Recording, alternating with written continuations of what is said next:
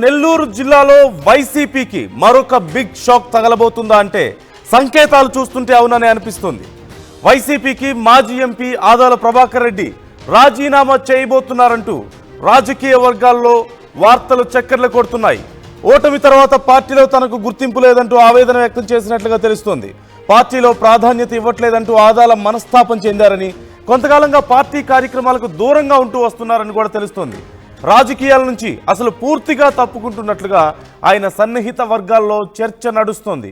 ఈ నేపథ్యంలో నెల్లూరులో మరొకసారి వైసీపీకి షాక్ తగలబోతోందా అనేటువంటి ప్రశ్న ఇప్పుడు ఉత్పన్నమవుతుంది. మరోవైపు ఆదాలతో మరి వైసీపీ ఏమైనా మాట్లాడే ప్రయత్నాలు చేస్తోందా అనే ప్రశ్న వచ్చినప్పుడు వైసీపీ కూడా కొంత లైట్ తీసుకుంటుంది.